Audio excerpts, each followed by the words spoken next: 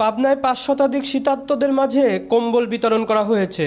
BNP চেয়ারপারসনের বিশেষ সহকারী ও কেন্দ্রীয় শ্রমিক নেতা অ্যাডভোকেট শামসুর রহমান শিমুল বিশ্বাসের উদ্যোগে বাংলাদেশ এডুকেশন অ্যান্ড টেকনোলজি সোসাইটির পৃষ্ঠপোষকতায় ও দাতা সংস্থা এমবিরেটেডস অ্যান্ড রেড কিসেন্ট সোসাইটির সহযোগিতায় কম্বল বিতরণ করা হয়েছে। সোমবার ১৮ নভেম্বর দুপুরে আলহাজ আহেদ আলী স্কুল অ্যান্ড কলেজ মাঠে শীতার্তদের মাঝে কম্বল বিতরণ করা হয়েছে।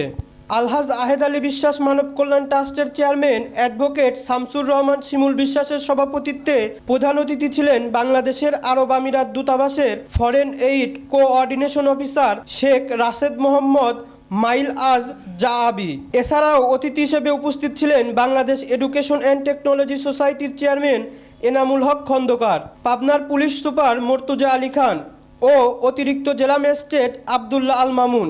এর আগে আলহাজ আহেদ আলী বিশ্বাস মানব কল্যাণ ট্রাস্ট পরিচালিত মসজিদ, মাদ্রাসা সহ বিভিন্ন প্রতিষ্ঠান ও এর নির্মাণ কাজ পরিদর্শন করেন অতিথিরা।